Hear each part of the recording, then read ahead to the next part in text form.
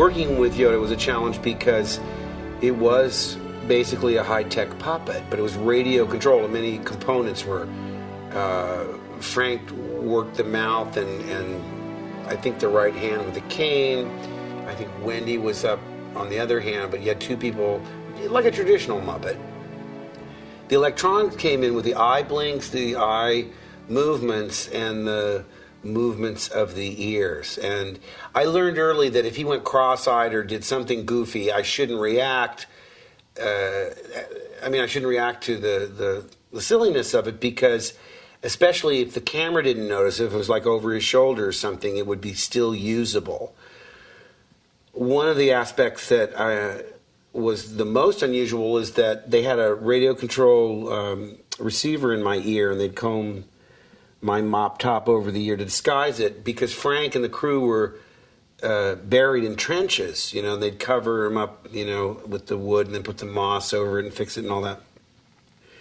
But the problem was the radio frequency that we were on could change. In other words, depending if I moved around the set, I could go from Frank's frequency to, say, the one I remember playing a lot was Fool to Cry by the Rolling Stones.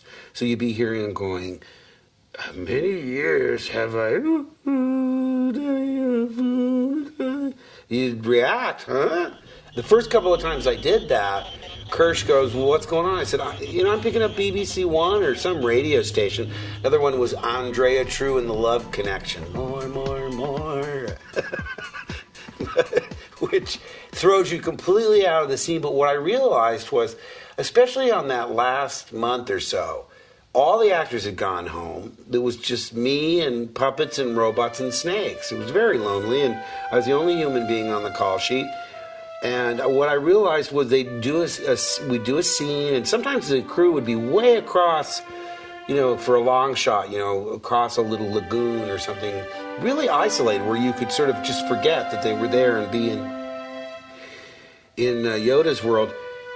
And they'd say, cut, and you'd be wondering, did the scene go well? And basically they were concerned with, did the snake move? Did it move at all? Or what about the smoke? The smoke was a little thin.